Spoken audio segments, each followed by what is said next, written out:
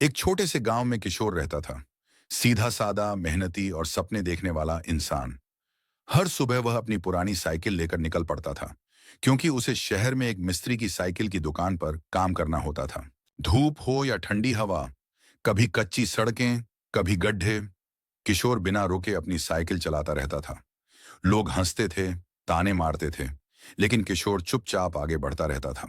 दुकान उसकी नहीं थी, पर मेहनत पूरी उसकी थी।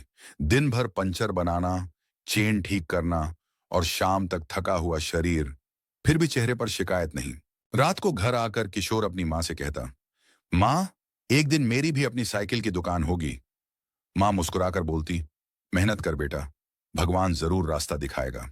एक दिन दुकान पर गलती से एक महंगा पुर्जा टूट गया। दुकान का मालिक बहुत गुस्सा हो गया। किशोर उदास था, आंखों में आंसू थे, लेकिन हिम्मत अब भी जिंदा थी। तेज बारिश हो रही थी। सड़क पर किशोर की अपनी साइकिल भी खराब हो गई। भीगते हुए भी उसने साइकिल ठीक की, क्योंकि रुकना उसने कभी सीखा ही नहीं था। उसी रात किशोर ने एक छोटे बच्चे की साइकिल बिल्कुल मुफ्त में ठीक कर दी। बच्चे की मुस्कान ने किशोर के दिल को सुकून दे दिया। धीरे धीरे गांव के लोग किशोर की ईमानदारी पहचानने लगे। अब सब अपनी साइकिल उसी के पास लेकर आने लगे।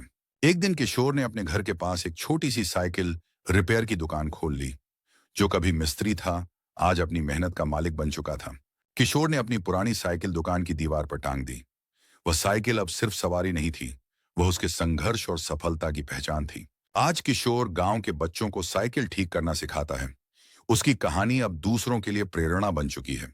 ये कहानी है किशोर की, जिसने साइकिल से सफर शुरू किया और मेहनत से अपनी मंजिल पाई।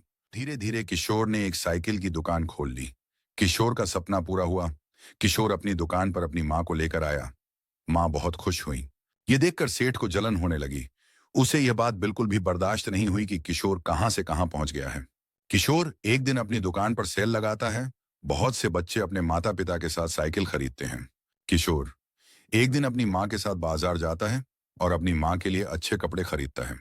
इतने में ही पीछे से सेठ अपने आदमी भेजता है और किशोर की साइकिल की दुकान में आग लगवा देता है। यह देखकर किशोर दौड़कर अपनी दुकान की तरफ आता है। उसके साथ पूरे गांव वाले भी आ जाते हैं और वे सब मिलकर दुकान की आग बुझाने की कोशिश करते हैं। सबने मिलकर दुकान बचा ली। तभी गांव का एक आदमी किशोर से कहता है कि मैंने रात को आपकी दुकान की तरफ सेठ को आते जाते देखा था। यह सुनकर किशोर समझ जाता है कि यह काम उसी सेठ का है। अगले दिन किशोर सेठ के यहाँ पुलिस को लेकर जाता है और पुलिस सेठ को पकड़ कर ले जाती है। किशोर दुकान को फिर से धीरे धीरे मरम्मत करता है और उसे एक नया रूप देता है। किशोर मेहनत करता है और दुकान पहले से भी बेहतर बन जाती है। अब किशोर खुशी खुशी अपनी माँ और गांव वालों के साथ रहता है।